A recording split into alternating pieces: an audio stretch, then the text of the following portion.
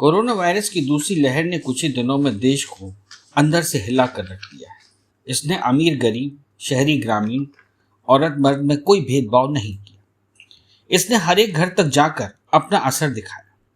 लेकिन अब दूसरी लहर कमजोर पड़ने लगी है। कोरोना वायरस से संक्रमित रोगियों की तादाद प्रायः हर एक जगह पर घट रही है। यह संतोष का विषय तो हो सकता है, पर अब कुछ बातों को गांठ में बांध देना भी जरूरी है। पहली बात तो यह है कि कोरोना वायरस हमारे बीच अब लंबे समय तक रहने वाला है। यही नहीं, इसकी तीसरी लहर आने के भी संकेत मिलने लगे हैं। यह कहा जाए कि वह कभी भी आ सकती है। सबसे बड़ी चिंता का विषय है कि तीसरी लहर दूसरी की तुलना में अधिक मारक हो सकती है। तब रोगियों की संख्या भी दूसरी लहर की तुलना में कहीं अधिक होगी।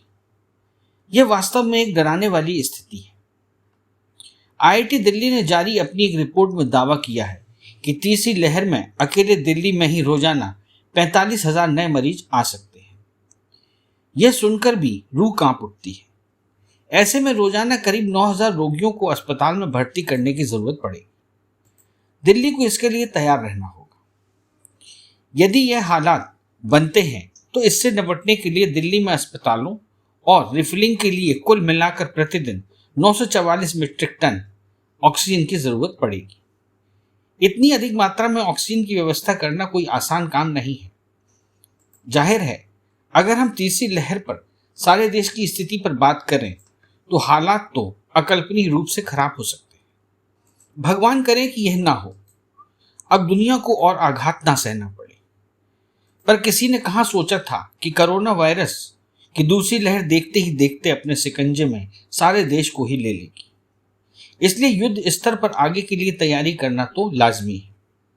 क्योंकि देश में संक्रमण की दर कम हो रही है, इसलिए सरकारों और मेडिकल की दुनिया से जुड़े लोगों को अभी आराम करने के मोड में तो कतई नहीं आना चाहिए। हमें अभी भविष्य में आने वाली चुनौतियों से निपटने के लिए समुचित व त्वरित कदम उठाते ही रहने चाहिए। सबको पता है कि कोरोना की दूसरी लहर में ऑक्सीजन की कमी से देश भर में हजारों जानें गई।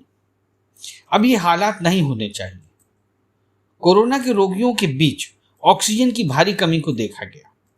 उसे देखते हुए अब सब राज्यों को ऑक्सीजन उत्पादन, स्टोरेज और उसके वितरण में सुधार करने की तुरंत आवश्यकता है। सभी अस्पतालों को ऑक्सीजन निस्तारण प्रक्रिया के लिए आवश्यक सभी प्रकार के नोजल, एडेप्टर्स और कनेक्टर्स मुहैया कराने चाहिए। मैं मानता हूं कि सभी सरकारें और स्थानीय निकाय ऐसा अब तक कर भी रही होंगी। प्रधानमंत्री जी तो सबकी मदद के लिए दिन रात खड़े ही हैं। किसे नहीं पता कि अप्रैल महीने में जब कोरोना की दूसरी लहर का पीक था, तब सैकड़ों धन संपन्न लोगों तक को अस्पतालों में बेड नसीब नहीं हुआ। मुझे पता चला है कि राजधानी दिल्ली की एक मशहूर सेंट लॉरेंस स्कूल के संस्थापक और कारोबारी गिरीश मित्तल को लाख चाहने के बाद भी बेड नहीं मिला। अंत में उन्हें फरीदाबाद के एक अस्पताल में भर्ती करवाया गया। वहां उनकी मृत्यु हो गई। इसी प्रकार प्रख्यात गीतकार डॉक्टर कुंवर बेचैन और प्रसिद्ध कवि पद्मश्री डॉक्टर रविंद्र राजहंस को भी नोएडा के प्राइवेट अस्पताल में बचाया ना जा सका। जब हर लिहाज से सक्षम लोगों का यह हाल हुआ है तो समझ लें कि बाकी के साथ क्या हुआ होगा। इसलिए देश के हर छोटे बड़े शहरों के अस्पतालों में ऑक्सीजन वाले बेडों की संख्या भी बढ़ानी होगी। इसके साथ ही अब देश को यह भी देखना होगा कि कोरोना के कारण किसी बच्चे के सिर से उसके माता पिता का साया ना उठे। कोरोना की दूसरी लहर के कारण न जाने कितने मासूम बच्चे अनाथ हो गए। इन बच्चों के लिए मुफ्त पढ़ाई और आर्थिक मदद जैसी अनेक घोषणाएं राज्य और केंद्र सरकारों ने की हैं, पर अभी इन बच्चों के सामने कुछ और दिक्कतें आ सकती हैं। याद रखें कि कोरोना से मृत्यु का प्रमाण पत्र मिलना अत्यंत कठिन है। सैकड़ों लोग अस्पतालों के दरवाजों पर मर गए और बहुत से लोग तो घर पर ही मर गए। बीच में ऐसे भी दिन आए कि टेस्ट होने का नंबर ही नहीं आया और लोग मर गए। अब ये अनाथ बच्चे कहाँ जाएं? प्रमाण पत्र बनवाने के लिए सरकारी दफ्तरों की कठिन प्रक्रिया से कैसे गुजरेंगे? जिनके खाते बैंकों में हैं वह मर गए और उनके नॉमिनी भी मर गए। अब बच्चे रह गए हैं, उनका पैसा बैंकों से कैसे निकलेगा? इन सवालों के हल सरकार को तुरंत तलाश करने होंगे, वरना घोषणाएं जमीन पर लागू करना कठिन होगा। बच्चों की मदद में सरकार और संस्थाएं खुद आगे नहीं बढ़ेंगी तो ये तमाम घोषणाएं जवानी जमा खर्च बनकर रह जाएगी। यह सच है कि बहुत से लोग केदारनाथ जैसी आपदाओं में मारे जाते हैं और उनका बैंक अकाउंट लावारिस हो जाता है। बच्चे दर दर भटकते रहते हैं और पैसा बैंकों में पड़ा रहता है। ये अनाथ हुए बच्चे न मदद मांग पाएंगे न कागजी कार्यवाही पूरी कर पाएंगे। सरकार और समाज को खुद ही इनकी मदद को आगे आना होगा और नियमों में कुछ शिथिलता देनी होगी। कोरोना से आगे भी बचे रहने के बाकी उपाय वही हैं, जैसे कि मास्क पहनना, सामाजिक दूरी बनाए रखना और हाथों को बार बार साबुन से अच्छी तरह से धोना। ये तो सभी नागरिकों से कम अपेक्षित है ही।